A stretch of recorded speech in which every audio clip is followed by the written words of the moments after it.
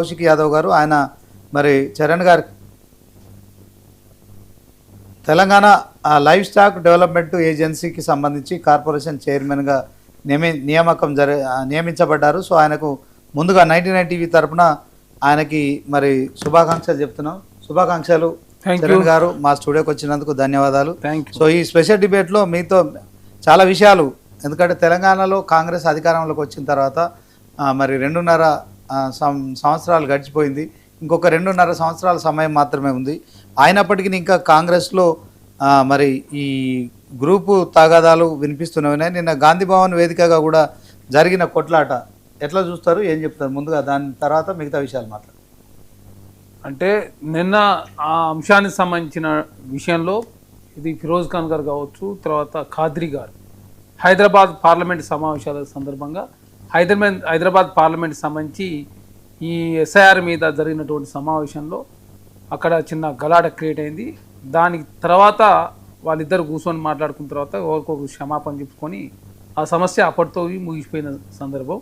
అది చిన్న వివాదం పెద్దగా అయినటువంటి పరిస్థితి కూడా కనపడింది. ఎందుకంటే నిన్న బీఆర్ఎస్ పార్టీ బాల్కసుమన్ గారి పెద్ద అంశాన్ని ఈ అంశాన్ని పెద్దగా చేసి ఆ అంశాన్ని చిన్నగా చేయడంతో తెలంగాణ రాష్ట్రంలో కాంగ్రెస్ పార్టీలో ఏదో పెద్ద గొడవ జరిగిపోయిందని అనుకున్నారు. నిన్న బాల్కసుమన్ అంశము పక్కకు పోయింది. మీరు చూడండి, ఫిరోజ్ ఖాన్ అంశంలో బయటకు వచ్చింది, బాల్కసుమన్ గారి అంశం లోపడిపోయిన పరిస్థితి.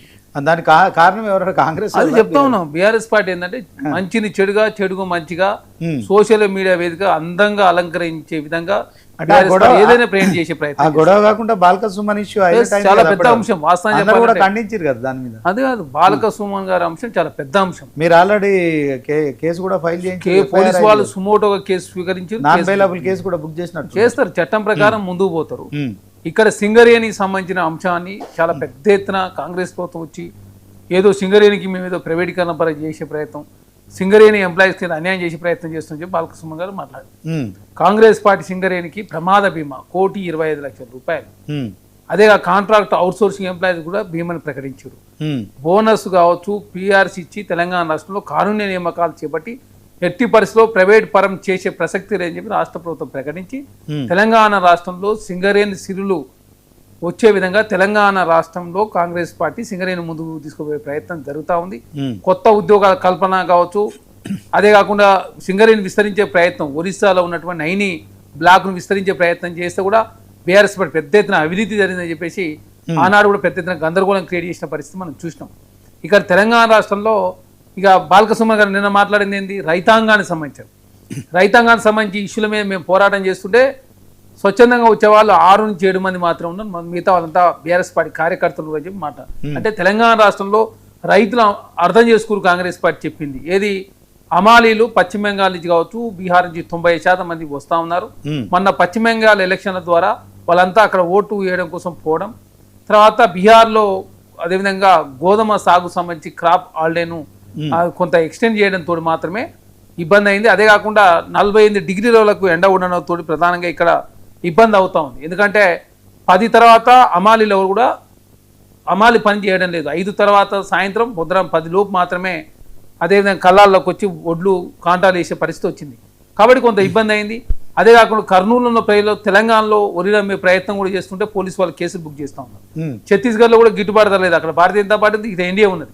తెలంగాణ రాష్ట్రంలో గిట్టుబాటు ధర తెలంగాణ రాష్ట్రంలో కల్పిస్తూ 500 రూపాయలు బోనస్ ఇస్తూ తెలంగాణ రాష్ట్రంలో రైతాంగానికి సంబంధించిన మొత్తం వరిని కొనుగోలు చేసే ప్రయత్నం చేస్తుంటే కేంద్రం 52 లక్షల మెట్రిక్ టన్నులు మాత్రమే కొంటానని చెప్పింది. రాష్ట్ర ప్రభుత్వం 90 పైచిలకు మెట్రిక్ టన్నులు 90 లక్షల మెట్రిక్ పైచిలు కొనే ప్రయత్నం, జొన్నను కొనే ప్రయత్నం, మొక్కజొన్న కొనే ప్రయత్నం, తర్వాత ఏదైతే ఉన్న పత్తిని కొనుగోలు చేసే ప్రయత్నం, తెలంగాణ రాష్ట్రంలో అన్ని పంటలను కొనుగోలు చేస్తూ పసుపును కొనుగోలు చేస్తూ తెలంగాణ రాష్ట్రంలో కేంద్రము సహకారం అందించకుండా కూడా 100% ఏదైతే రైతు నుంచి కొనాలని చెప్పేసి రాష్ట్ర ప్రభుత్వం ముఖ్యమంత్రి గారు నిర్ణయం తీసుకొని ముందుకు పోతున్నారు. బీఆర్ఎస్ పార్టీ అరే వడ్డీ మాత్రం మీరు మాఫ్ చేసి అసలు మాఫ్ చేయలేదు. రైతులకు బేడీలు వేసిన చరిత్ర బీఆర్ఎస్ పార్టీకి. గిరిజన రైతులు ఖమ్మంలో బేడీలు వేశారు, దళితులకు నేరల్లో 3rd డిగ్రీ ప్రయోగించారు, మరియమ్మ లాకప్ డెత్తులు మనం చూసినాం. ఏ విధంగా ప్రజాస్వామ్యాన్ని కూని చేసి ఏ విధంగా అక్రమ కేసులు పెట్టారో చూసినాం. అదే బీఆర్ఎస్ పార్టీ ఇప్పుడు తెలంగాణ రాష్ట్రంలో అధికారులు. చరణ్ గారు బాల్కసుమన్ ఇష్యూ తీసుకుందాం. ఓకే, అతను మరి కొంత హింసాత్మక ఘటనలను ప్రోత్సహించగా మాట్లాడించారని మీరు కేసు పెట్టారు, పోలీసులు దాని మీద విచారణ చేస్తున్నారు. సింగరేణిని బొందలగడ్డగా మార్చుతున్నారు. అదే క్రమంలో రైతుల ధాన్యం కొనుగోలు చేయడంలో కాంగ్రెస్ ప్రభుత్వం విఫలమైపోయింది అని చెప్పి మరి ఈ రెండు అంశాల పట్ల ఏం చెప్తారు? ఇక్కడ చాలా స్పష్టంగా సింగరేణి అంశం అని చెప్తున్నాం. సింగరేణికి సంబంధించి కాంగ్రెస్ పార్టీ వచ్చిన తర్వాత మేము ఏం చేసినామో చర్చ చేయడం మేము సిద్ధంగా ఉన్నాం.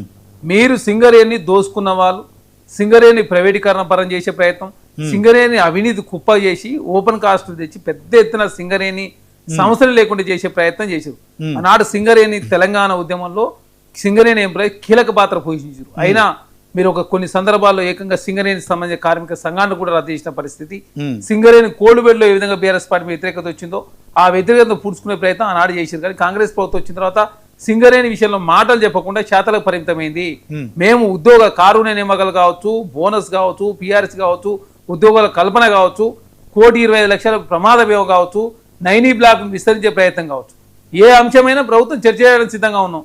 రైతాంగానికి సంబంధించిన విషయంలో ₹5 బోనస్తో పాటు రైతు కమిషనే కాదు, 21,000 కోట్ల రుణమాఫీ కాదు, మెషినరీస్ మీద సబ్సిడీ కాదు, తెలంగాణ రాష్ట్ర ప్రతి గింజను కొనుగోలు చేసే అంటే ధాన్యం కొనుగోలు చేయట్లేదు. దాంతో రైతులు ఆత్మహత్యలకు పాల్పడుతున్నారు. కొంతమంది వడదెబ్బలతో కళాల మీద చనిపోతున్న పరిస్థితి అని చెప్పి కూడా బీజేపీ బీఆర్ఎస్ రెండు పార్టీలు. బీజేపీ ఎక్కడ ధారణ చేయాలి, ఎక్కడికి పోవాలి? మీరు కళాల దగ్గర మీరు పోయి ఏం చేస్తారు? మీరు పోవాల్సింది నరేంద్ర మోడీ గారి ఇంటి దగ్గర కాదు. 52 లక్షల మెట్రిక్ కొనుగోలు చేస్తున్న ప్రభుత్వం ఇమీడియట్ గా మేము పోయిన దగ్గర ప్రతి జిల్లాలో మేము అడుగుపెట్టిన చోటల్లా లారీలు వస్తున్నాయి, కాంటాలు అవుతున్నాయి, ధాన్యం తరలిపోతుందని చెప్పి వాళ్ళు. మీరు దయచేసి తెలంగాణ సమాజాన్ని ఇప్పటికైనా తప్పుదారి పడించారు.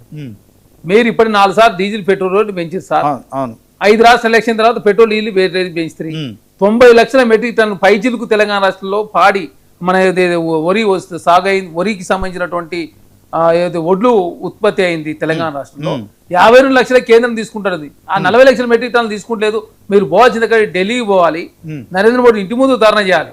మీరు కల్లాల దగ్గర పోతే ఏమొస్తుంది? మేము చెప్పిన కదా రీజన్ చెప్పినాం. పశ్చిమ బెంగాల్ ఎలక్షన్, బీహార్లో గోధుమ సాగు సంబంధించిన ఏదైతే దాని డేట్ని ఎక్స్టెండ్ చేయడం తోడు మాత్రం ఇబ్బంది అయింది. 48 డిగ్రీ ఎండ గరిష్ట ఎండ ఉండడం తోడు మాత్రం ప్రధాన ఇబ్బంది అవుతా ఉంది. కాబట్టి అదంతా ఇప్పుడు గాడిలో పడి. అదే కాకుండా ఓసారి బీఆర్ఎస్ గోనె సంచులు 20 కోట్ల సమయం గోనె సంచులు ఉన్నాయి. తెలంగాణ రాష్ట్రం ఇప్పటివరకు 8,000 కోట్ల రూపాయలు మేము చెల్లించినాం. మీరు ప్రతి సంవత్సరం 21, 22, 20 అయితే మీరే ఉన్నారు కదా. ఈ మే మాసంలో యాసంగి సీజన్ లో మీరు ఎంత కొండో లెక్కలతో సహా ఉత్తమ్ కుమార్ గారు చెప్పారు. ఆ ప్రశ్నలకు సమాజం హరీష్ రావు ఒక మాట, కేటీఆర్ ఒక మాట, బాలకృష్ణ ఒక మాట, ఇప్పుడు రామచంద్రరావు గారు ఒక ఆయన జమైంది. మీరు తెలంగాణ రాష్ట్రంలో దేశవ్యాప్తంగా ప్రజలంతా అధిక ధరలతో ప్రజలు ఇబ్బంది పడతా ఉన్నారు. అదే కాకుండా ఫారెన్ డైరెక్ట్ ఇన్వెస్ట్మెంట్లు వెళ్ళిపోతా ఉన్నాయి, బంగారం నిల్వలు తగ్గిపోతా ఉన్నాయి, దిగుమతులు పెరుగుతున్నాయి, ఎగుమతులు తగ్గుతా ఉన్నాయి. అదే కాకుండా దేశంలో ప్రజలంతా కూడా ఈ ఆర్థిక సంక్షోభం వస్తుందని చెప్పి పెద్ద ఎత్తున గలాట క్రియేట్ అయ్యి మొత్తం పెద్ద ఎత్తున ఇబ్బంది పడతా ఉంటే ప్రత్యామ్నాయ మార్గాలు అన్వేషించలేదు. మీరు యూరియా కొరత వస్తా ఉంది, 3 సంవత్సరాలు అయింది. ఉక్రెయిన్ రష్యా వారు ప్రారంభమై ప్రత్యామ్నాయ చర్యలు మీరు తీసుకోలేకపోయారు. సంవత్సరం ముందు తీసుకోవాల్సిన చర్యలు ఇప్పుడు ప్రారంభిస్తే ఈ సంవత్సరంలో జరగాల్సిన నష్టం అంతా జరిగిపోయింది. ఈ ప్రత్యామ్నాయ చర్యలు తీసుకోపోగా ఉల్టా కాంగ్రెస్ పార్టీ మీద ఎదురుదాడి చేసే ప్రయత్నం భారతీయ జనతా పార్టీ చేస్తా ఉంది. ఈ పరిస్థితి ఇట్నే కంటిన్యూ అయితే భారతీయ జనతా పార్టీ మీరు చూస్తారు 100 స్థానాల లోపు భారతీయ జనతా పార్టీ ఉంటుంది. దేశంలో 33 పార్టీలతో మన పొత్తు పెట్టుకురు. ఈసారి పొత్తు పెట్టుకోవడానికి ఏ పార్టీ కూడా భారతీయ జనతా పార్టీతో సుముఖంగా ఉండదు. ఇది చూడండి, జరగబోతుంది, జరుగుతుంది. దేశం ఇంకా చాలా ఘోరమైనటువంటి పరిస్థితిని, పెట్రోల్ డీజిల్ రేట్లు ఇంకా 10 రూపాయల వరకు పెరుగుతాయని చెప్పేసి పెద్ద ఎత్తున విశ్లేషకులు చెప్తా ఉన్నారు. నష్ట నివారణ చర్యలు కావచ్చు, ఆల్టర్నేటివ్ మార్గాలు అన్వేషించే ప్రయత్నంలో కేంద్రం కావచ్చు, అజిత్ దోవల్ గారు రక్షణ శాఖ సలహాదారు వారు ఫెయిల్ అయ్యారు. విదేశాంగ మంత్రి జయశంకర్ సార్ గారు కావచ్చు, నిర్మలా సీతారామన్ గారు, అమిత్ షా, నరేంద్ర మోడీ ప్రభుత్వం ఎన్డీఏ విదేశాంగ విధానం ఘోరంగా వైఫల్యం చెందింది. కాబట్టి అంచనా వేయడంలో లోపం జరిగింది, ప్రత్యామ్నాయ మార్గాలు అన్వేషించే ప్రయత్నంలో లోపం జరిగింది. కాబట్టి దేశంలో యూరియా కొరత, పెట్రోల్ డీజిల్ రేట్లు పెరుగుతా ఉన్నాయి.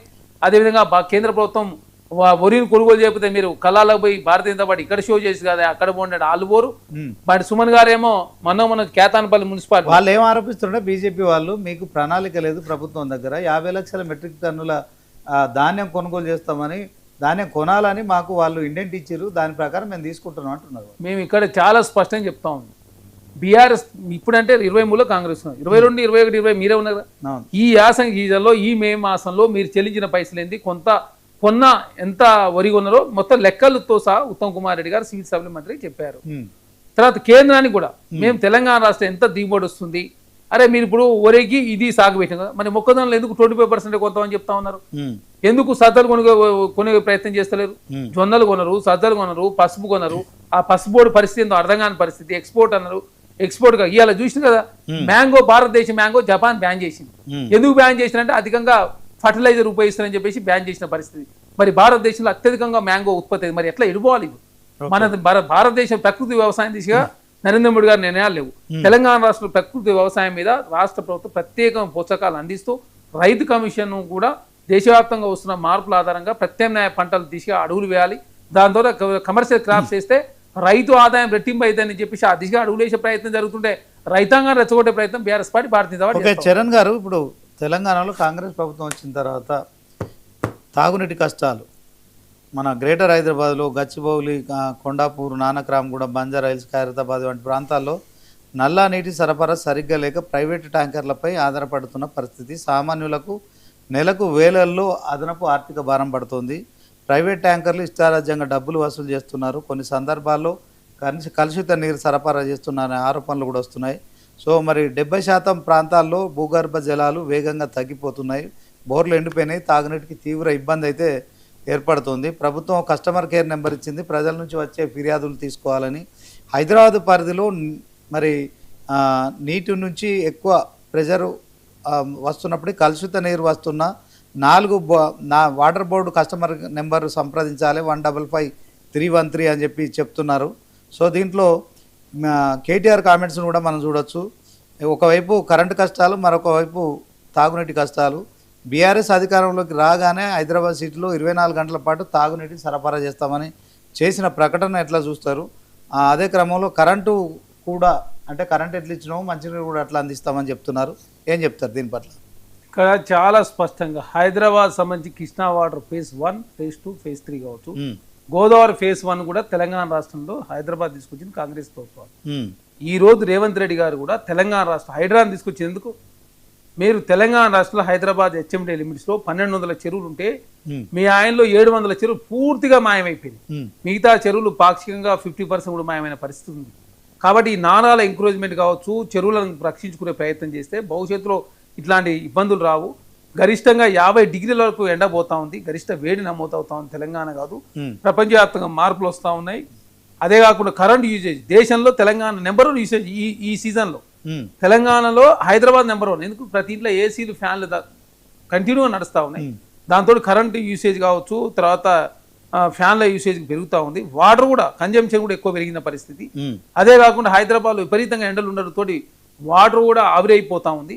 దాంతో వాటర్ సమస్య రావద్దనే ప్రభుత్వం ఆ ప్రత్యామ్నాయ మార్గాలు అన్వేషించే ప్రయత్నం, చెరువులను కూడా సుందరీకరణ చేసే ప్రయత్నం, నాలాల ఇంప్రూవ్మెంట్ తీసి వాటర్ ఫ్లో అయినట్లయితే అండర్ గ్రౌండ్ వాటర్ పెరుగుతుందని చెప్పి ప్రభుత్వం ఒక సదుద్దేశంతో ముందుకు పోతే, హైడ్రాకి వస్తే హైడ్రాని వ్యతిరేకిస్తుంది, మూసి అంటే మూసిని వ్యతిరేకిస్తుంది, తర్వాత ఏమన్నా ప్రాజెక్టులు కొడంగల్ లిఫ్ట్ ఇరిగేషన్ ప్రాజెక్ట్ కడితే దాన్ని వ్యతిరేకిస్తారు. అయ్యా కృష్ణా జలాలు మీరు అన్యాయం చేసారు, గోదావరి జలాలు చేసారు, కాళేశ్వరం కట్టాల్సిన చోట కట్టలేదు, 3 ప్రాజెక్టులు పనిచేసలేదు, మేము తుమ్మిడేరి దగ్గర సంబంధించి మహారాష్ట్ర ఒప్పందం చేసుకుని దానిలో అవినీతి జరిగిందని చెప్పి వ్యతిరేకి. అంటే కాంగ్రెస్ పార్టీ ఏ చేసి గ్రూప్ 1లో అవినీతి ఎంట్రీ, సింగరేణిలో టెండర్ల సంబంధించి మీ ఆయనలో 2 మీ కంపెనీలో వచ్చి మీ చుట్టాలు బంధువులు ఈ ప్రతిమా శ్రీనివాసరావు గారు లేకపోతే వీళ్ళంతా ఇట్లా వచ్చారు కదా, మరి మీ ఆయనలో వచ్చిన వాళ్ళకి వచ్చినాయి కదా, ఉపేంద్ర రెడ్డి గారు అల్లుడికి వచ్చిందంటే రేవంత్ రెడ్డి గారు మామూలు మళ్ళీ ఒక సైడ్. అంటే ఏ అంశం తీసుకొచ్చినా కాంగ్రెస్ పార్టీ మీద అవినీతిని ముద్రేసే ప్రయత్నం బీఆర్ఎస్ పార్టీ. మేము ఎక్కడ కూడా కాంగ్రెస్ పార్టీ చాలా పారదర్శకంగా ప్రజాస్వామ్యబద్ధంగా టెండర్ ప్రక్రియలో భాగంగా ముందుకు పోతా ఉన్నారు. దానిలో భాగంగా నీటి కొరత రావద్దనే ప్రత్యామ్నాయ మార్గం అన్వేషిస్తూ ముఖ్యమంత్రి గారే అదేవిధంగా మున్సిపల్ శాఖ మంత్రిగా, ఎడ్యుకేషన్ మంత్రిగా, హోంశాఖ మంత్రిగా, లా అండ్ ఆర్డర్ కావచ్చు, తర్వాత మున్సిపాలిటీ సంబంధించిన అంశాలను పరిష్కరించే ప్రయత్నంలో ప్రభుత్వం ముందు పోతూ నిన్ననే హెచ్ఎండిఏ సంబంధించినటువంటి అశోక్ రెడ్డి గారితో మా ఇన్ఛార్జి మంత్రి పొన్నం ప్రభాకర్ గారు, రంగారెడ్డి ఇన్ఛార్జి మంత్రి సీతారాబాబు గారు ఎప్పటికప్పుడు సంప్రదిస్తూ హైదరాబాద్లో ఇంకొక 4 రోజుల వరకు ఇంకా ఎండలు కావచ్చు, వర్షాలు వచ్చే వరకు టైం పడుతుంది కాబట్టి ఆ లోపు ఎవరు ఇబ్బంది ఎదుర్కోవద్దని చెప్పి ప్రభుత్వం భావించి ఈ ట్యాంకర్ల సంఖ్యను పెంచే ప్రయత్నం కావచ్చు, వాటర్ కావచ్చు, 24 గంటల కరెంటు ఉండే విధంగా అంతరాయం జరగకుండా చూసే ప్రయత్నంలో ప్రభుత్వం ముందుకు పోతా ఉంది. మాజీ మంత్రి సిద్దిపేట ఎమ్మెల్యే హరీష్ రావు, రెవెన్యూ శాఖలో అవినీతి బాగా పెరిగిపోతుంది, కాంగ్రెస్ ప్రభుత్వంలో అక్రమాలు జరుగుతున్నాయి, భూ కబ్జాలు చేస్తున్నారు, ప్రభుత్వ భూమి 170 ఎకరాల ప్రభుత్వ భూమిని, సో దీంట్లో కాంగ్రెస్కి సంబంధించిన ప్రజాప్రతినిధుల పేరిట అక్కడ రిజిస్ట్రేషన్ జరిగిపోయింది, 1000 కోట్ల కుంభకోణం జరిగిందని ఆరోపిస్తున్నారు. ఏం చెప్తారు? ఇప్పుడు గతంలో నాదర్గుల్లో అంశాన్ని తీసుకొచ్చి పొంగులేటి శ్రీనివాసరెడ్డి ఉండు, రేవంత్ రెడ్డి అన్న తిరుపతి రెడ్డి ఉండు, వాళ్ళ కుటుంబ సభ్యులని చెప్పారు. మేము మొత్తం ఆధారాలు పెట్టినాం. మీ ఆయనలో ఎప్పుడు మోటేషన్ అయింది, సబితేంద్ర రెడ్డి గారు ఉన్నప్పుడు ఏం జరిగింది, ఆ బీజేపీ నాయకుడు శ్రీరామ్ యాదవ్ సబితేంద్ర రెడ్డికి ఏం జరిగింది, ఎమ్మెల్సీ కర్ణ ప్రభాకర్ అంతా కలిసి ఏం చేశారు, అదే పొంగులేటి శ్రీనివాసరెడ్డికి సంబంధించిన కొడుకు దిక్కో ఇక్కడ క్రషర్ ఉందని చెప్పేసి పెద్ద మన 4 రోజులు దాని మీద అడావిడి, తర్వాత నాదరుల అంశం తీసుకొచ్చారు, ఇప్పుడు ఇంకేదో అంశం ఎందుకు, అరే కాంగ్రెస్ పార్టీ 4 సీట్ తీసుకొస్తే దానిలో అవినీతి అంటారు, అరే మెట్రోని విస్తరిస్తామంటే ఎల్ఎన్టీ బెదిరించారు, ఎల్ఎన్టీ బెదిరిస్తే వెళ్ళిపోయింది, అందుకే ఎల్ఎన్టీ సెకండ్ ఫేజ్ కావచ్చు థర్డ్ ఫేజ్ అని చెప్పి మీరే అంటారు.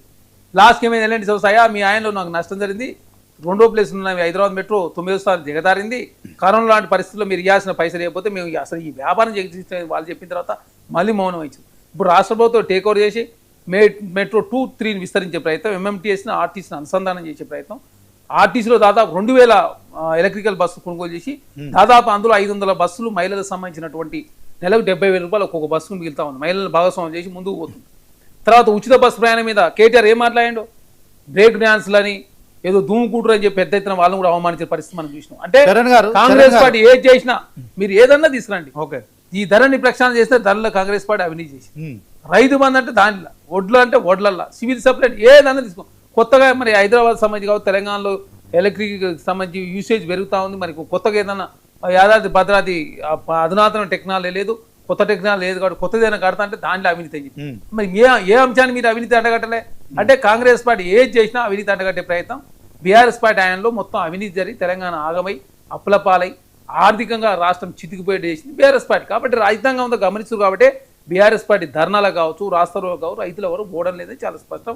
మొన్న కేతానిపల్లి సంబంధించి బాలక సుమన్ గారు, అరే మా మంత్రి గారు వివేక్ వెంకటస్వామి గారు, సౌమ్యుడు V6 తర్వాత వెలుగు, తర్వాత వాళ్ళకి సంబంధించినటువంటి విశాఖ ఇండస్ట్రీస్, వాళ్ళ తండ్రి కార్మిక నాయకుడు కేంద్ర మంత్రి, వాళ్ళ అన్న వినోద్ గారు మాజీ మంత్రి గారు కొడుకు అరే ఎంపీగా ఉన్నాడు వంశీ గారు, అరే వాళ్ళ మీద కూడా దౌర్జన్యం చేసి ఏకంగా కానమై మీద రాళ్ళు తెప్పించు 14 రోజుల పాటు జైలు ఉండొచ్చు, మళ్ళీ వచ్చి ఏదో అలర్జడి క్రియేట్ చేసే ప్రయత్నం, సోషల్ మీడియాలో ఉండాలని చెప్పేసి రైతాంగాన్ని రైతులు రెచ్చగొట్టే ప్రయత్నం, సింగరేణి కార్మికులు రెచ్చగొట్టే ప్రయత్నం, ఏకంగా రైల్వేలకు సంబంధించినటువంటి మొత్తం ట్రాకులను కోశాలని సింగరేణి భవన్ పేర్చాలని చెప్పి మాట్లాడితే కేంద్ర ప్రభుత్వం కూడా కేసు బుక్ చేయాలి. రైల్వే వ్యవస్థ మొత్తం కేంద్ర ప్రభుత్వం కదా. మరి కిషన్ రెడ్డి గారు నేను మాట్లాడి బండి సంజయ్ గారు స్పందించారు, అరవింద్ గారు స్పందించారు, సంజయ్ గారు మాట్లాడు అట్లాంటి విధ్వంసకరమైన మాటలు మాట్లాడద్దు, ఆయన ఒక ఎంపీగా పనిచేసారు, ప్రజాప్రతినిధులు అట్లా రెచ్చగొట్టద్దని మాట్లాడారు. ఓకే, దీంట్లో డబుల్ బెడ్రూమ్ల విషయంలో సో మొన్న క్యాబినెట్లో తీర్మానం చేశారు, గ్రేటర్ పరిధిలో 1,00,000 ఇల్లు ఇస్తామని చెప్పి మీరు అంటున్నారు. దానికి కేటీఆర్ కౌంటర్గా మీరు హైదరాబాదులో ఒక్క డబుల్ బెడ్రూమ్ ఇల్లు కట్టించినట్టు చూపిస్తే నేను రాజీనామా చేస్తా అన్నాడు. ఇప్పుడు అదే చెప్తే ఇప్పటి వరకు కట్టలేదు. నిన్న పొంగులేటి శ్రీనివాస గారు ఒకసారి ఆయన బయట చూద్దాం, పొంగులేటి గారు బయట ఉంది మంత్రి గారిది. మనను ఒక మాజీ మంత్రి గారు ఏదో అంటున్నాడు, హైదరాబాద్ లో ఒక్క ఇల్లు కట్టినట్టు రుజువు చేస్తే నేను రాజీనామా చేస్తున్నాను. ఈ వేదిక మీద నుంచి వారికి సవాల్ ఇస్తున్నాను ఆ శాఖ మంత్రిగా. ఇంకా మాకు 2.5 సంవత్సరాల టైం ఉంది, మేము ప్రణాళికలు మొదలుపెట్టి పనిలో దిగుతున్నాం. నువ్వు 10 సంవత్సరాల్లో కట్టావు అని జంపలు ఏదైతే తరుచుకుంటున్నావో ఆ కట్టిన ఇల్లు ఎంత ప్రయోజనం అయిందో ఆ ప్రజలకి, ఆ పేదవాడికి ఏదైతే ఉందని గొప్పలు చెప్పుకుంటున్నావో దానికంటే ఎక్కువ ప్రయోగకరమైన పేదవాడు నివసించే ప్రాంతంలో కట్టి మేము ఇస్తేనే నేను శాసనసభ్యుడిగా పోటీ చేస్తా. ఒకవేళ నేను కట్టలేకపోతే నేను పోటీ చేయను. మరి నేను కట్టితే నువ్వు శాసనసభ్యుడిగా పోటీ చేయకుండా ఉండటానికి నువ్వు సిద్ధమా అని ఈ వేదిక మీద నుంచి వారికి సవాలు ఇస్తున్నాను. డ్రామాలరావు గారు ఉంటారు కదా, డ్రామాలరావు గారికి నిన్ననో మొన్ననో ఒక మాజీ మంత్రి గారు ఏదో అంటున్నాడు. ఓకే చరణ్ గారు, సార్ అదే కేటీఆర్ మాట్లాడిందేమో మీరు గ్రేటర్ పరిధిలో డబుల్ బెడ్రూమ్లు కట్టించిన చూపించండి, నేను రాజకీయాల నుంచి తప్పుకుంటా నేను ఎమ్మెల్యే పదవికి రాజీనామా చేస్తాను. ఆయనేమో మేము 2.5 సంవత్సరాలు అధికారంలో ఉంటాం, 1,00,000 ఇల్లు కట్టి చూపెడతాం, అవి చూపించకపోతే నేను ఎమ్మెల్యేగా పోటీ చేయను అంటున్నాను. సరే ఓకే, మీరు డబుల్ బెడ్రూమ్లు కట్టి చేయడం ఓకే, కానీ ఇప్పుడు మహానాడు జరుగుతుంది ఏపీలో. మహానాడులో ముఖ్యంగా మనం చూసుకున్నట్టయితే తెలంగాణ రాష్ట్రానికి తెలుగుదేశం పార్టీ చంద్రబాబు లాంటి నాయకుడు దిశానిర్దేశం అవసరం అని చెప్పి ఆ తెలుగుదేశం పార్టీ జాతీయ అధికార ప్రతినిధి తిరునగరి జోస్న కామెంట్ చేయడము కావచ్చు, తెలంగాణకు టీడీపీ అవసరం ఉందని ఆమె పడడం కావచ్చు. సో దాంట్లో తెలంగాణకు నారా లోకేష్ వంటి యంగ్ అండ్ డైనమిక్ లీడర్ కావాలని, లోకేష్ ఏపీ విద్యాశాఖ మంత్రిగా ఉన్నారని, కానీ తెలంగాణలో విద్యాశాఖకు ప్రత్యేక మంత్రి లేదని మాట్లాడడం కావచ్చు. ఎట్లా చూస్తారు? ఇక దానిపైన బక్కి నరసింహులు కూడా మాట్లాడినట్టున్నారు. సో ఆయన కూడా మాట్లాడిన బయట ఒకసారి చూద్దాం. ఆ బయట చూసిన తర్వాత మీరేం చెప్తారు? ఈ తెలంగాణ అనే పదము డిక్షనరీలో ఎక్కడా లేదు. ఆంధ్ర అని కానీ ఆంధ్రకు కొన్ని పదాలు ఉన్నాయి, తెలంగాణకు డిక్షనరీలో లేదు. కానీ కొంతమంది స్వార్థపరులు ప్రాంతీయ భేదాలు తెచ్చి అనేక మంది కష్టపడే వాళ్ళ జీవితాల్లో మన్ను పోసిండ్రు తెలంగాణలో. ఈ తెలంగాణ అనే పదము డిక్షనరీలో ఎక్కడా లేదు. ఆంధ్ర అని కానీ ఆంధ్రకు కొన్ని పదాలు ఉన్నాయి, తెలంగాణకు డిక్షనరీలో లేదు. కానీ కొంతమంది స్వార్థపరులు ప్రాంతీయ భేదాలు తెచ్చి అనేక మంది కష్టపడే వాళ్ళ జీవితాల్లో మన్ను పోసిండ్రు తెలంగాణలో. ఒకసారి జ్యోత్స్నా గారు మాట్లాడినా బయట కూడా చూద్దాం. చరణ్ గారు ఒకసారి చూడండి. We want what is happening in Andhra Pradesh. ఇవాళ ఆంధ్రప్రదేశ్ కి ఒక డైనమిక్ ఎడ్యుకేషన్ మినిస్టర్ ఉన్నారు. తెలంగాణ దౌర్భాగ్యం ఏంటంటే ఒక స్పెషలైజ్డ్ గా ఒక స్పెసిఫిక్ ఎడ్యుకేషన్ మినిస్టర్ లేడు సార్ అక్కడ. ఇది దౌర్భాగ్యం తెలంగాణలో. ఇవాళ ఆంధ్రప్రదేశ్ లో ఒక డైనమిక్ ఎడ్యుకేషన్ మినిస్టర్ ఉండి ఒక రోడ్ మ్యాప్ క్రియేట్ చేశారు, ఒక ఇకో సిస్టమ్ క్రియేట్ చేశారు, స్కిల్ ఇకో సిస్టమ్ క్రియేట్ చేశారు. లోకేష్ గారి ఆలోచన చాలా స్పష్టంగా ఉంది. ఆంధ్రప్రదేశ్ కి స్కూల్ కేవలం బోధించకూడదు, స్కూల్ విద్యార్థులని ప్రిపేర్ చేయాలి. We want what is happening in Andhra Pradesh. Charan గారు, ఇప్పటికే రేవంత్ రెడ్డి గురువు చంద్రబాబు, గురువు చెప్పినట్టు ఇక్కడ రేవంత్ రెడ్డి పాలన చేస్తున్నాడు, శిష్యుడు అదే. ఇప్పుడు ఇక్కడ కంటిన్యూషన్ ఏంటంటే పొంగులేటి శ్రీనివాసరెడ్డి గారు చెప్పింది ఏంటంటే ఇప్పటికే తెలంగాణ రాష్ట్రంలో 4,50,000 ఇండ్లు ఇచ్చాము, 22,500 కోట్ల రూపాయలు కేటాయించుకున్నాం.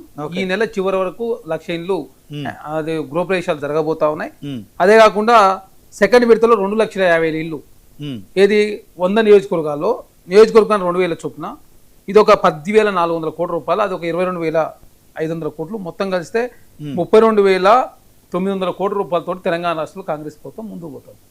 హైదరాబాద్ సంబంధించి 60 నుంచి 70 గదాలు ఉన్న వాళ్ళకి G+1 ఇచ్చే పథకాన్ని సపరేట్గా 1,00,000 ఇండ్లు కట్టాలని చెప్పేసి ప్రభుత్వం ఈ సెకండ్ ఫేజ్ ప్రారంభించిన తర్వాత హైదరాబాద్ విషయంలో ప్రత్యేకంగా దృష్టి పెట్టాలని చెప్పేసి ముఖ్యమంత్రి గారు కావచ్చు, పొంగులేటి శ్రీనివాసరెడ్డి గారు రాష్ట్ర ప్రజానికానికి హైదరాబాద్ ప్రజలు మాట ఇచ్చారు. తెలంగాణ రాష్ట్రంలో కాంగ్రెస్ పార్టీ ముందుకు పోతుంది. మీరు 7 లక్షలు డెవలప్మెంట్ కడతా అని చెప్పి బీఆర్ఎస్ పార్టీ 70,000 మాత్రమే కట్టిరు, అందులో 40,000 మాత్రమే ఇచ్చారు, ఇంకా 30,000 ఇవ్వలేదు. 7 లక్షలు కట్టినే 14 లక్షలు పోడుకున్న అంశం తీసుకురాలే. ఎస్టీలో 12% ఉన్నారు, 10% ఇచ్చి ఇంకా 2% ఎక్కువ కొట్టారు.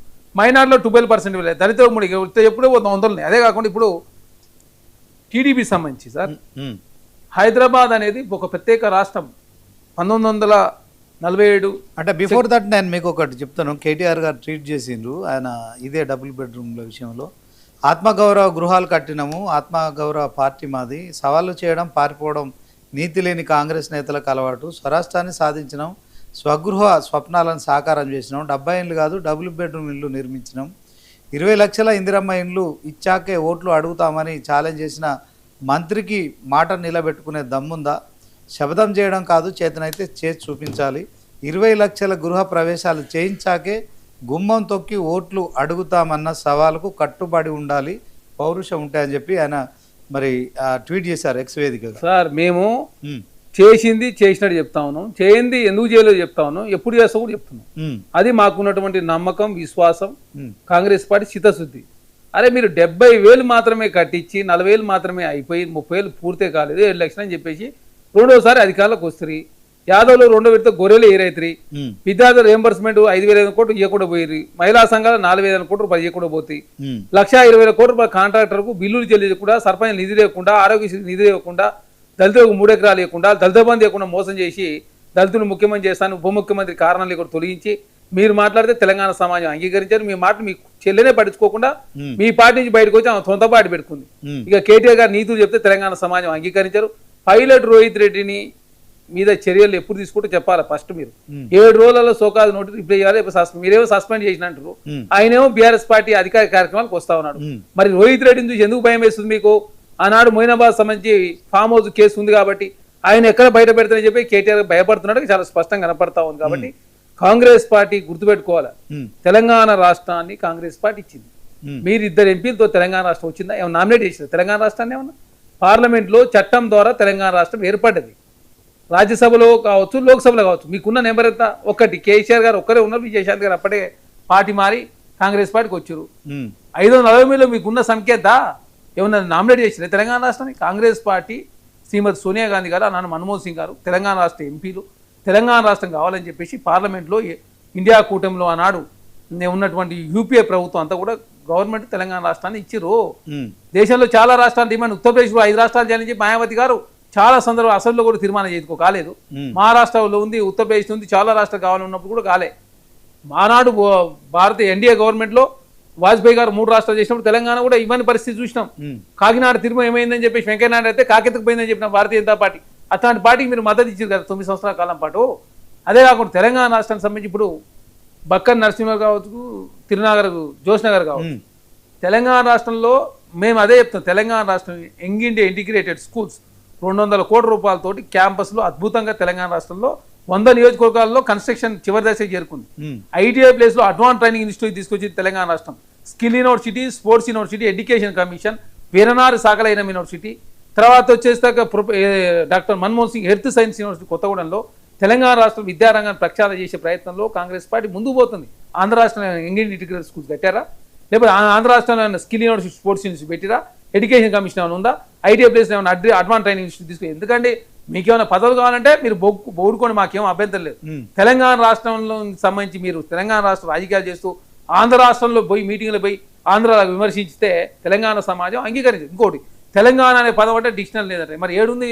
ఆయన ఎక్స్ఎమ్మెల్యే బక్కాన్ నరసింహ గారు, ఆయన ఎవరు సాధారణ సభ్యుడు, ఏదో నామినల్ కార్యకర్త టీడీపీకి అధ్యక్షత పనిచేసిండు. 1945లోనే హైదరాబాద్ రాష్ట్రం ఉంది. అప్పుడు ఆంధ్ర అసలు మద్రాసు రాష్ట్రం ఉంది కదా, ఆంధ్ర రాష్ట్రానికి రాజధాని లేదు కదా.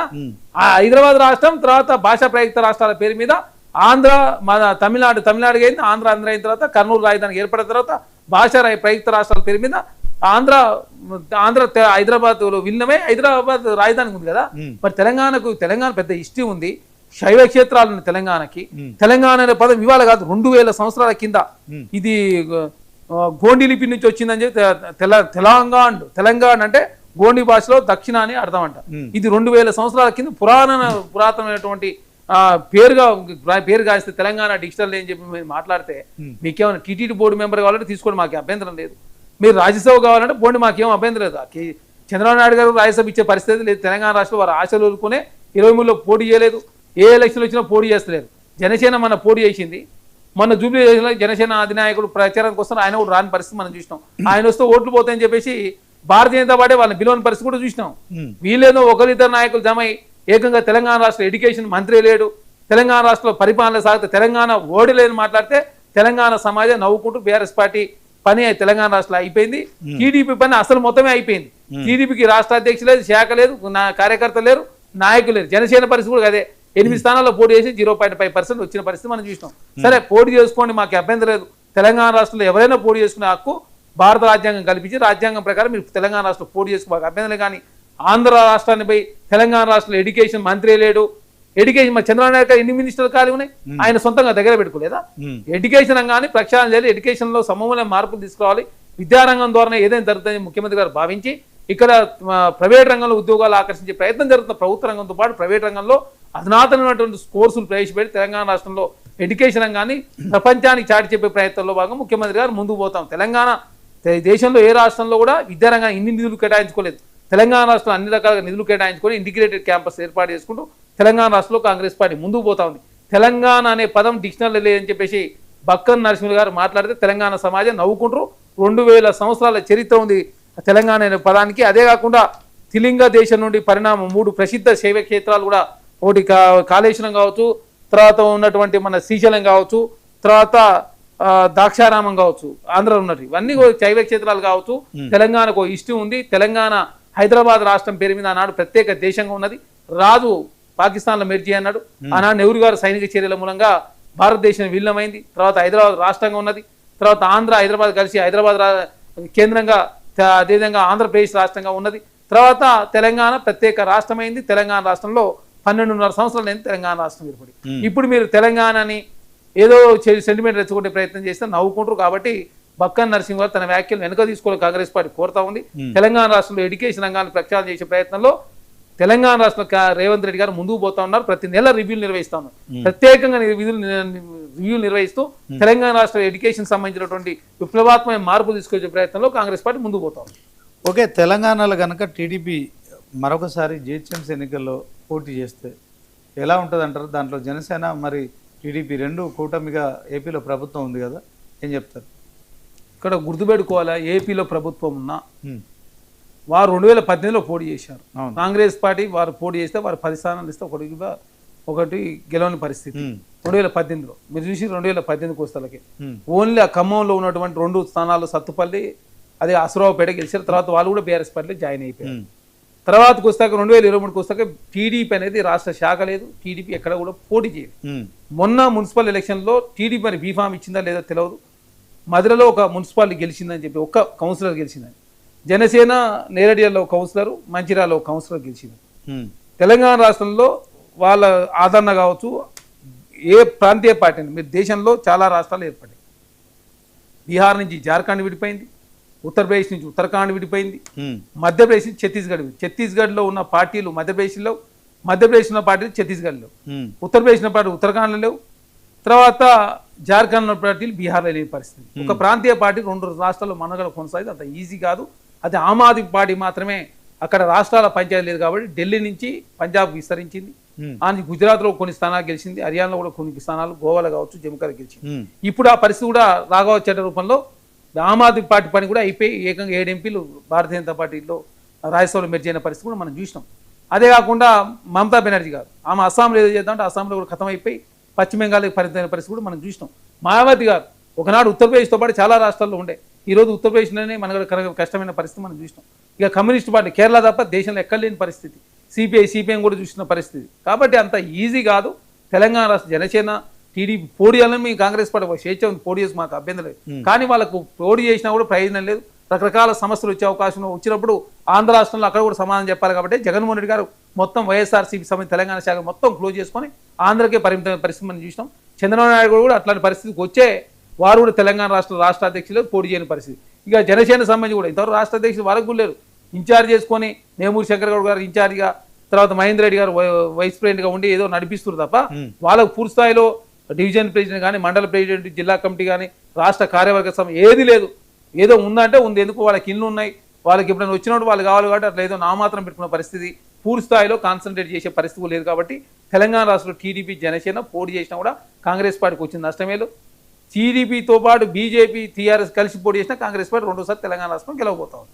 ఓకే, కర్ణాటకలో ముఖ్యమంత్రి మార్పు సరే, వాళ్ళ అంతకుముందు 2.5 సంవత్సరాలు అనుకున్నారు, ఒక 6 నెలలు ఆలస్యమైనప్పటికీ కూడా డికే శివకుమార్ కర్ణాటక ముఖ్యమంత్రి కావడాన్ని ఎట్లా చూస్తారు? తెలంగాణలో కూడా అలాంటి పరిస్థితులు ఏమైనా ఉన్నాయా?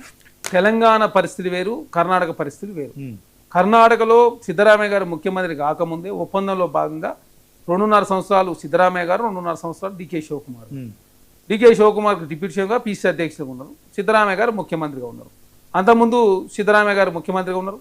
మధ్యలో కోయిలేషన్ గవర్నమెంట్లో జేడీఎస్ వచ్చినప్పుడు పరమేశ్వర్ గారు డిప్యూటీ సీఎంగా, కుమారస్వామి గారు ముఖ్యమంత్రిగా, మధ్యలో ప్రభుత్వం కూలిపోవడం, తర్వాత జేడీఎస్ మళ్ళీ భారతీయ జనతా పోతే కుమారస్వామి గారు అక్కడ కేంద్ర మంత్రి కావడం, తర్వాత మళ్ళీ సిద్ధరామయ్య గారు ముఖ్యమంత్రి అవ్వడం. ఇప్పుడు 2.5 సంవత్సరాలు అయిపోయింది కాబట్టి ఒప్పందంలో భాగంగా డికే శివకుమార్ గారు ముఖ్యమంత్రిగా, సిద్ధరామయ్య గారు జాతీయ రాజకీయాలు తీసుకుపోయి రాజ్యసభ ఫ్లోర్ ఇస్తా అంటే అది కూడా నాకు వద్దు, ఏసీ అధ్యక్ష ఇస్తాను అది కూడా నాకు వద్దు, రాష్ట్రంలో ఉంటాయని చెప్పడంతో వారు కుమారుని క్యాబినెట్లో డిప్యూటీ సీఎమా లేకపోతే క్యాబినెట్ తీసుకొని నేను రాష్ట్రంలో నుండి పనిచేస్తానని చెప్పి సిద్ధరామయ్య గారు ఒప్పుకుంటేనే అక్కడ డికే శివకుమార్ గారు పెడతాం. తెలంగాణ రాష్ట్రానికి పరిస్థితి లేదు. తెలంగాణ రాష్ట్రంలో డిప్యూటీ సీఎం అంటే ఇక్కడ ఎవరికి ఒక 2.5 సంవత్సరాలు, 2 సంవత్సరాలు, 3 సంవత్సరాలు ఒప్పందమే లేదు. 5 సంవత్సరాల కాలం పాట కోసం వచ్చినటువంటి ప్రభుత్వం. అందులో రేవంత్ రెడ్డి గారు 5 సంవత్సరాల కాలం ముఖ్యమంత్రి ఉంటారు. మరోసారి కాంగ్రెస్ పార్టీ వచ్చినప్పుడు రేవంత్ రెడ్డి గారు ముఖ్యమంత్రి ఉంటారని చెప్పేసి చాలా స్పష్టంగా తెలంగాణ సమాజానికి అర్థమైంది. ఏకనాయకత్వం నడుస్తూ ఉంది. డిప్యూటీ సీఎంగా ఎస్సీ, ఓసీ ముఖ్యమంత్రిగా, బీసీ, పిసిసి అధ్యక్షులు ఉన్నారు. తెలంగాణ రాష్ట్రంలో సోషల్ జస్టిస్తో తెలంగాణ రాష్ట్రంలో కాంగ్రెస్ ప్రభుత్వం ముందుకు పోతా ఉంది. కర్ణాటక సమస్య వేరు, తెలంగాణ సమస్య వేరు. దేశంలో ఏ రాష్ట్రంలో కూడా అట్లాంటి సమస్య ముఖ్యమంత్రిని మారుస్తారనే ప్రచారం జరుగుతుంది, అలాంటి ఆస్కారం సమస్య లేదు. BRS party, Bharatiya Janata party ఏదో భారతీయ జనతా పార్టీ పని అయిపోయిందండి దేశంలో. మీరు గుర్తుపెట్టుకోండి, ఈ అధికారులతోటి భారతీయ జనతా పార్టీ రేవంత్ రెడ్డి బీజేపీకి దగ్గర అవుతున్నాడు. మన బహిరంగ వేదిక నుంచి కూడా నరేంద్ర మోడీ ప్రధానమంత్రిగా హమ్ సాత్ జోడో అని చేసిన కామెంట్స్ కొంత సంచలనంగా మారినాయి.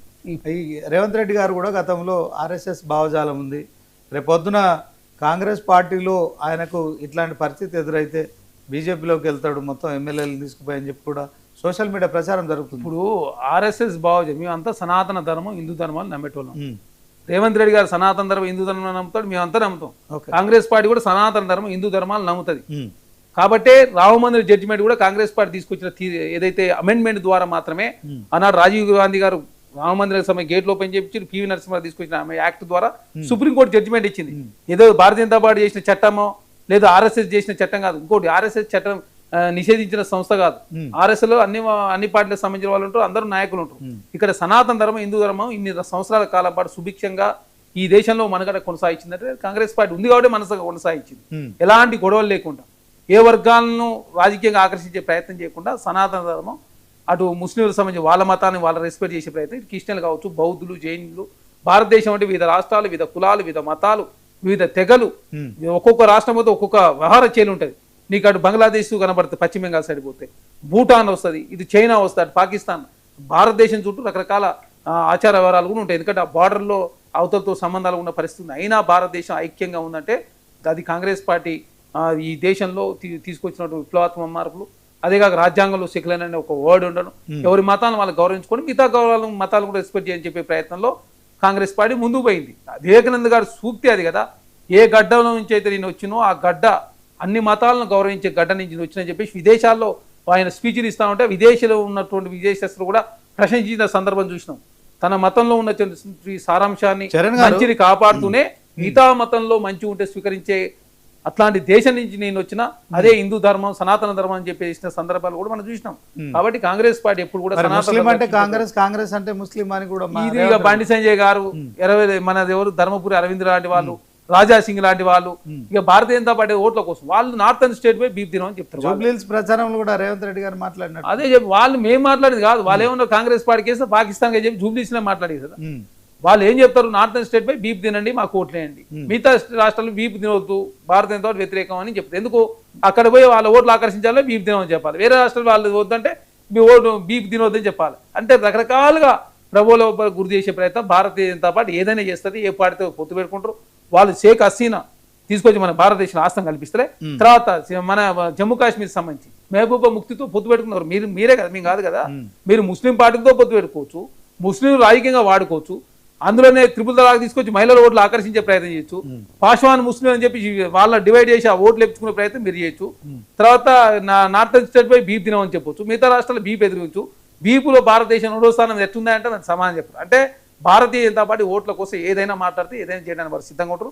కాంగ్రెస్ పార్టీ అయినా రేవంత్ రెడ్డి గారు కేంద్రంలో నరేంద్ర మోడీ గారు కాబట్టి, విభజన హామీలు పరిష్కారం కాలేదు కాబట్టి, కేంద్రం నుంచి నిధులు తీసుకురావాలని ఖచ్చితంగా కేంద్రం ప్రధాన పాత్ర ముఖ్యం ప్రధానమంత్రి గారు ఉంటారు కాబట్టి, రాష్ట్రం కేంద్రం ఫెడరల్ వ్యవస్థలో భాగంగా కలిసి పనిచేయాలి కాబట్టి దానిలో భాగంగా రెస్పెక్ట్ చేసే ప్రయత్నం చేస్తే భారతీయ జనతా పోయి ఇంకా అయ్యేది ఏమిటి? రేవంత్ రెడ్డి గారు ప్రధానమంత్రి గారుగా, నరేంద్ర మోడీ గారు నీ 4వసారి కావాలని ఉన్నాయి. వారి తర్వాత అమిత్ షా గారు ఉన్నారు, తర్వాత ఆయన యోగి ఆదిత్యనాథ్ అక్కడి నుంచి ఉన్నారు. పార్టీని చాలా మంది వెయిట్ చేస్తున్నారు దానికోసం, ప్రధానమంత్రి కుర్చీ కోసం. తెలంగాణ రాష్ట్రంలో బీజేపీ ఉన్నది 8 మంది. ఆ 8 మంది నెక్స్ట్ ఇచ్చే ధరలు ఉంటే 8 మంది 0 అవుతారు. ఆ ఎంపీలు కూడా మొత్తం డబుల్ డీట్ దాటే పరిస్థితి. 2034 వరకు నేనే ముఖ్యమంత్రి అని రేవంత్ రెడ్డి చెప్పడం, అది కాన్ఫిడెన్స్ అనుకోవచ్చా, ఓవర్ కాన్ఫిడెన్స్ అనుకోవచ్చా? కాన్ఫిడెన్సే. తర్వాత రాహుల్ గాంధీని ప్రధానమంత్రి చేయడం నా జీవిత లక్ష్యం అంటాడు. అదే క్రమంలో 2034 తర్వాత జాతీయ రాజకీయాలకు పోతానని చెప్తారు. సో దీంట్లో మహేష్ కుమార్ గౌడ్ చేసిన కామెంట్స్ కూడా ఈ మధ్య కాలంలో ఒక ఛానల్లో విపరీతంగా ట్రోల్ అయినాయి. సో మహేష్ కుమార్ గౌడ్ బీసీ ముఖ్యమంత్రి అవుతాడని చెప్పడం కావచ్చు, దీన్నంతా ఎట్లా చూడొచ్చు? సార్ ఇక్కడ చాలా స్పష్టంగా రేవంత్ రెడ్డి గారు చెప్పింది 2వసారి నేనే ముఖ్యమంత్రి అవుతా, తప్పు లేదు, దేశంలో పరిణామాలన్నీ కనపడతా ఉన్నాయి, రాహుల్ గాంధీ గారు ప్రధానమంత్రి ఖచ్చితంగా అవుతాడు. 543 స్థానాల్లో సింగిల్ డబల్ డీటీ బీజేపీ పరిమితం అయితే ట్రిపుల్ డీటీ కాంగ్రెస్ పార్టీ పోబోతుంది. ఒంటరిగా కాంగ్రెస్ పార్టీ దేశంలో ఎలక్షన్ ఎదుర్కొనే పరిస్థితి కనపడతా ఉంది. మీరు చూస్తే ప్రాంతీయ పార్టీలన్నీ కూడా కనుమరుగవుతా ఉన్నాయి. కాబట్టి కాంగ్రెస్ పార్టీ ఒంటరిగా పోటీ చేసి దాదాపు 300 సీట్లు 250 పైచీలు గెలిచే అవకాశం. 150 సీట్లు వస్తే 2004లో మన్మోహన్ సింగ్ గారు ప్రధానమంత్రి.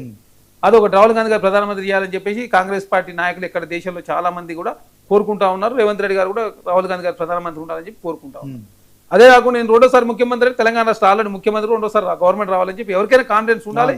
దానిలో భాగంగా రేవంత్ రెడ్డి గారు మాట్లాడారు. తర్వాత 34 తర్వాత జాతీయ రాజకీయ రాష్ట్రంలో ఉండాలన్నా. ఇప్పుడు సిద్ధరామయ్య గారు జాతీయ రాజకీయాలు రాబట్టే నేను ఉండను, నేను రాష్ట్రంలో ఉన్నాను. రేవంత్ రెడ్డి గారు 10 సంవత్సరాల తర్వాత జాతీయ రాజకీయాలు పోలించి తన ఇంట్రెస్ట్ కూడా మనం కాదంటే వీళ్ళు. అదే కాకుండా మహేష్ కుమార్ గౌడ్ గారు కాంగ్రెస్ పార్టీలో ఉన్న రేవంత్ రెడ్డి గారికి ఎలాంటి పంచాయతీ లేదు. కాంగ్రెస్ పార్టీ ఐక్యంగా ముందుకు పోతా ఉన్నాయి. కొంతమంది ఏంటంటే కాంగ్రెస్ పార్టీ చూసి ఓరలేక, ఎందుకంటే బీసీస్ ఉన్నాడు, ముఖ్యమంత్రి ఓసి ఉన్నాడు, ఎస్సీ డిప్యూటీ సీఎం ఉన్నాడు కాబట్టి బీఆర్ఎస్ పార్టీలో వర్కింగ్ ప్రెసిడెంట్గా ఓసీ, ప్రెసిడెంట్ ఓసీ, తర్వాత బీఆర్ఎల్పీ నేత కూడా ఓసీ ఉన్నాడు. బీజేపీకి రాష్ట్ర ఓసీ, కౌన్సిల్లో నేత ఓసీ, అసెంబ్లీలో నేత ఓసీ. కాబట్టి వాళ్ళ దాంట్లో సోషల్ జస్టిస్ లేదు కాబట్టి కాంగ్రెస్ పార్టీ ఎట్లా కుట్ర చేయాలని చెప్పి ఒక దురుద్దేశంతో Namaste Telangana, T News, Telugu Scribe, Harish Rao గారు, కేటీఆర్ గారు, కౌశిక్ రెడ్డి లాంటి వాళ్ళు, బాలక సుమను, రకరకాల జగదీష్ రెడ్డి గారు వివాదాస్పద వ్యాఖ్యలు చేసారు. ఏదో సోషల్ మీడియా ఉన్నట్టు చేసే ప్రయత్నం. వాళ్ళ పార్టీ కమిటీలు లేవు. టీఆర్ఎస్ పార్టీకి రాష్ట్ర కార్యవర్గం లేదు, జిల్లా ప్రెసిడెంట్ లేదు, వాళ్ళకి మండల కమిటీ లేదు, ఏం ఓన్లీ సోషల్ మీడియా నమ్ముకుంది బీఆర్ఎస్ పార్టీ. బీజేపీ పరిస్థితి కూడా అదే, వాళ్ళు కూడా సోషల్ మీడియా నమ్ముకున్నారు. నరేంద్ర మోడీ గారిపై గాఢ ఓట్లు కొనమని చెప్పి అడగమంటే ఇక్కడ ఏదో కళాలు తిరుగుతారు రామచంద్ర గారు పోయిన పరిస్థితి. వాళ్ళ దాంట్లో కిషన్ రెడ్డి ఒక వర్గం, బండి సంజయ్ ఒక వర్గం, ధర్మపురి అరవింద్ ఒక వర్గం, డికేఆర్ ఒక వర్గం, ఇట్లా ఆయన వాళ్ళే సూలేదు అన్నట్టు బీజేపీలో అన్ని వర్గాలు ఉంటే కాంగ్రెస్ పార్టీ తెలంగాణ రాష్ట్ర అధికారులు ఉంది. మాకు 8 మంది ఎంపీలు, ఎమ్మెల్సీలు ఉన్నారు, ఎమ్మెల్యేలు. భవిష్యత్తులో కాంగ్రెస్ పార్టీ దేశంలో అధికారం రాబోతా ఉంది. ఇప్పటికే కాంగ్రెస్ పార్టీ 4 రాష్ట్రాల్లో అధికారం ఉంది. ఎన్డీఏ కూటమిలో భాగంగా 3 రాష్ట్రాలు జమ్మూ కాశ్మీర్, జార్ఖండ్ రాష్ట్ర, తమిళనాడులో కాంగ్రెస్ పార్టీకి సంబంధించి ఇండియా కూటమి అధికారులు 7 రాష్ట్రాల కాంగ్రెస్ పార్టీ అధికారులు ఉన్నప్పుడు చిన్న చిన్న పంచాయలు కాకుండా 100 ఎంపీలు కాంగ్రెస్ పార్టీకి. ఏం లేని బీఆర్ఎస్ పార్టీ 8 ఎంపీలు ఉన్నటువంటి బీజేపీలో ఇన్ని పంచాయలు ఉన్నప్పుడు దేశంలో కాంగ్రెస్ పార్టీ ఇంకోటి ప్రజాస్వామ్యం ఉన్న పార్టీ, అదే కాకుండా తన యొక్క వ్యక్తిగత అభిప్రాయాలు ఏదైనా ఉంటే పంచుకునే పార్టీ, విస్తృతమైన ప్రజాస్వామ్యం ఉంటుంది. కాబట్టి కాంగ్రెస్ పార్టీలో చిన్న చిన్నవి వస్తుంటాయి. దాన్ని పెద్ద చూపించే ప్రయత్నం బీజేపీ బీఆర్ఎస్ పార్టీ చేస్తుంది. బీజేపీ బీఆర్ఎస్ పార్టీ 2 కలిసి పోటీ చేసినా తెలంగాణ రాష్ట్రంలో కాంగ్రెస్ పార్టీని ఓడగొట్టలేరు. ఇద్దరు కలిసి రావాలని చెప్పి రేవంత్ రెడ్డి గారు కోరుకుంటారు. మేమందరం కూడా అదే కోరుకుంటున్నాం. ఇద్దరు కలిసి వస్తే ఖచ్చితంగా కాంగ్రెస్ కూడా ఓడగొట్టి దేశంలో రాహుల్ గాంధీ గారు ప్రధానమంత్రి కావాలి, రాష్ట్రంలో ముఖ్యమంత్రి రేవంత్ గారు ఉండాలని చెప్పి కాంగ్రెస్ పార్టీ శ్రేణులంతా కోరుకుంటా ఉన్నారు. మహేష్ కుమార్ గౌడ్ గారు బీసీలకు కాంగ్రెస్ పార్టీ మంచి అవకాశం కులగన్న చేసింది కాంగ్రెస్ పార్టీ, దేశంలో ఏ రాష్ట్రంలో చేయలే. అదే కాక మహేష్ కుమార్ గౌడ్ వర్కింగ్ ప్రెసిడెంట్ అయ్యాడు, తర్వాత బీసీ ఎమ్మెల్సీగా ఉన్నాడు. రాజ్యసభలో అనిల్ కుమార్ యాదవ్ గారు లాంటి వాళ్ళు ఉన్నారు. ఎమ్మెల్సీలో చాలా మంది అవకాశం ఇచ్చింది. ఇంకా భవిష్యత్తులో చాలా మందికి కూడా అవకాశం లేకపోతుంది. కుల సంఘాలకు అన్ని కూడా కార్పొరేషన్ ఏర్పాటు చేసింది కాంగ్రెస్ పార్టీ. కింద ఉన్న వర్గాలు పై తీసుకొచ్చే ప్రయత్నంలో కాంగ్రెస్ పార్టీ ముందుకు పోతూ మహిళా సంక్షేమానికి 57,000 కోట్ల రూపాయలు వడ్డీ లేని రుణాలు ఇచ్చింది. అదే కాకుండా ఆర్టీసీని బలోపేతం చేయడం, సింగరేణిని బలోపేతం చేయడం, విద్యుత్ సంస్థలు బలోపేతం చేయడం, హైదరాబాద్ నగరాన్ని ప్రపంచ నగరాలతో పోటీపడే విధంగా ముందుకు తీసుకుపోతూ హైదరాబాద్ ఆదాయం గణనీయంగా పెంచే ప్రయత్నం కాంగ్రెస్ పార్టీ చేస్తుంటే హరీష్ రావు గారైనా బీఆర్ఎస్ పార్టీ చేయని కాంగ్రెస్ పార్టీ చేస్తున్నాం. హృదయమే ప్రయత్నం, అపవాదం నెట్టే ప్రయత్నం బీఆర్ఎస్ పార్టీ చేస్తా ఉంది. ఓకే, ఇప్పుడు ఎస్ఐఆర్ను కాంగ్రెస్ వ్యతిరేకిస్తోంది. సో దీనికి సుప్రీంకోర్టు సమర్థిస్తోంది. ఎట్లా చూస్తుంది? ఇక్కడ ఎస్ఐఆర్ అనేది భారతీయ జనతా పార్టీ వచ్చిన తర్వాత ఎస్ఐఆర్ పేరు మాత్రమే ఎస్ఐఆర్ పెట్టారు. ఇంతకుముందు చనిపోయిన వాళ్ళు ఓటు తొలగించలేదు. భారతదేశం స్వతంత్రం వచ్చినప్పటి నుంచి ఓటు తొలగించే ప్రక్రియ, చనిపోయిన వాళ్ళు ఓటు తీసేస్తారు, డబుల్ ఓటు ఉంటే తీసేస్తారు, ప్లేస్ మారినప్పుడు తీసేస్తారు. ఇక్కడ ఇవన్నీ ఎప్పటి నుంచో జరుగుతున్న ప్రక్రియ. మీరు ఎస్ఐఆర్ అని తీసుకొచ్చి ఏమన్నట్టు బంగ్లాదేశ్, పాకిస్తాన్ లో చెప్పారు తప్ప మరి పశ్చిమ బెంగాల్ ఎంతమంది బంగ్లాదేశ్ అంటే ఒక్క వ్యక్తిని గుర్తించలే. అయ్యా మరి అస్సాంలో ఎంతమంది బంగ్లాదేశ్ ఎవరు లేరు. అరే మీరు బంగ్లాదేశ్ వాళ్ళు ఉండరు, పేరు మాత్రం బంగ్లాదేశ్, ముస్లింస్, పాకిస్తాన్ చెప్తారు. మరి ఎందుకు చైనా వాళ్ళని చెప్పరు మీరు? పశ్చిమ బెంగాల్కి చైనా కూడా ఉంది కదా ఆ పక్కన ఆనుకొని, అరుణాచల్ ప్రదేశం అని. అంటే చైనా అంటే అక్కడ అది బౌద్ధిస్ట్ కల్చర్ కాబట్టి వాళ్ళ పేరు చెప్తే ఓటు రావని చెప్పి వాళ్ళ పేరు చెప్పారు. ఎంతసేపు ముస్లింల పేరు చెప్పాలా, ఓటు దన్నుకోవాలా. ఒకరు మాత్రం ఓటు ముస్లింలను గుర్తించలే, ఒకరి మీద కేసు పెట్టలే. హైదరాబాద్లో ఎలక్షన్లప్పుడు, మున్సిపల్ ఎలక్షన్ అప్పుడు అదే చెప్పారు. హైదరాబాద్ నగరానికి ఏం చేస్తారు, హైదరాబాద్ పేరు మారుస్తామని చెప్పి భాగ్యనగర్ పేరు మారుస్తాం, రోహింగ్యాలు ఏరేస్తాం, అదే బండి పోతే బండి ఇస్తాం, ఇల్లు పోతే ఇల్లు ఇస్తాం. ఆ రోహింగ్యాలు ఏరేసిన సార్ బండి సంజయ్ గారు అంటే ఢిల్లీలో డబుల్ బెడ్రూమ్లు ఇచ్చింది భారతీయ జనతా పార్టీ. ఢిల్లీలో ఉన్న ఒక మందిరాన్ని తీసేసి ఏకంగా పార్కింగ్ కోసం కూడా భారతీయ జనతా చేసుకున్న పరిస్థితి మనం చూసినాం. అంటే భారతీయ జనతా పార్టీ మతాన్ని ఎప్పుడు వాళ్ళ రాజకీయ స్వప్నాల కోసం మాత్రం వాడుకుంటూ, కాంగ్రెస్ పార్టీ రాజకీయ స్వప్నాల కోసం వాడుకోదు. ప్రజల సెంటిమెంట్ని గౌరవించే ప్రయత్నంలో కాంగ్రెస్ పార్టీ ముందుకు పోతా ఉంది. దానిలో భాగంగా ఎస్ఐఆర్ పేరు మీద మీరు ముస్లింలని బూచిగా చూపించి, పాకిస్తాన్, బంగ్లాదేశ్ బూచి చూపించి ఎవరిని చూపించకుండా మధ్యలో హిందువుల ఓట్లు వేయించుకునే ప్రయత్నం తప్ప ఇప్పుడు హిందువులు అంతా కూడా అధిక దళతో ఇబ్బంది పడతా ఉన్నారు. మరి నరేంద్ర మోడీ గారు ఇందులోకి ఏమన్నా మేలు చేసిందా? మరి ఏం చేయాలి? వాళ్ళు ఇంకోటి ప్రత్యేక పండుగలు వచ్చినప్పుడు 30 నుంచి 40% రైళ్లకు సంబంధించిన ప్రత్యేక రైలు వేసి మరి రేట్లు వేస్తారు కదా. రాష్ట్రంలో కాంగ్రెస్ పార్టీ ఉంది కదా పెంచిందని చెప్తారు బస్సులు, మరి మీరు ఎట్లా పెంచారంటే దానికి సమాధానం ఉండదు. కాబట్టి భారతీయ జనతా పార్టీ ఏ చేసినా కరెక్ట్, మిగతా వాళ్ళు ఏ చేసినా తప్పనే ప్రయత్నం వారు చేస్తా ఉన్నారు.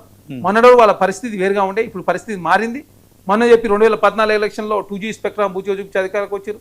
19కు వస్తాక బాలాకోట్, పుల్వామా, పాకిస్తాన్ బూచిగా చూపించారు. 24కు వస్తాక రామమందిరం పేరు ఓట్లు పోతే 60 స్థానాలు తగ్గినాయి. నరేంద్ర మోడీ గారు మెజార్టీ కూడా తగ్గింది. ఫజియాబాద్ లో రామమందిరం ఉన్న ప్లేస్ లో భారతీయ జనతా పార్టీ ఓడిపోయిన పరిస్థితి. తర్వాత ఈ చంద్రబాబు నాయుడు గారు, నితీష్ కుమార్ గారు మద్దతు ఇవ్వకపోతే గవర్నమెంట్ కూలిపోయింది.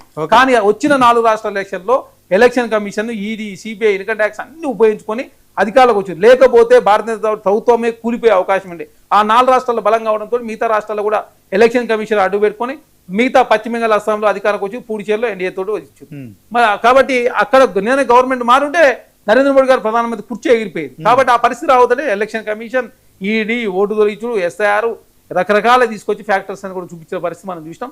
కాబట్టి 2029 చాలా దగ్గరలో ఉన్నది.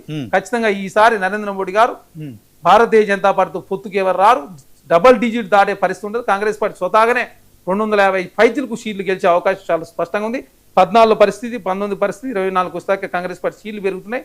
ఇండియా కూటమిలో పార్టీలు లేకున్నా కూడా కాంగ్రెస్ పార్టీ స్వతహాగా 42% బీసీ రిజర్వేషన్ల విషయంలో మీరు కామారెడ్డిలో రాహుల్ గాంధీతో డిక్లరేషన్ చెప్పించారు. కానీ ఇప్పుడు కేంద్రంలో ఉన్న బీజేపీ ప్రభుత్వం జనగణనలో కులగణన చేస్తుంది. ఇది ఏ పార్టీకి మైలేజ్ అవుతుంది? ఎవరు బీసీలకు న్యాయం చేస్తారంటే ఏం చెప్తారు? ఇప్పుడు జనగణనలో కులగణన చేయాలని కాంగ్రెస్ పార్టీ కోరింది. రేవంత్ రెడ్డి గారు ఢిల్లీలో ధర్నా చేసి, ధర్నా చౌక్ ఢిల్లీ జంతర్ మంతర్ ధర్నా చేసి జనగణనలో కులగణన చేయాలని చెప్పి ఒత్తిడి చేసి చేస్తామని చెప్పారు. తర్వాత గెజిట్లో మాత్రం జనగణనలో కులగణన చేస్తామని గెజిట్ లేదు, రాలేదు.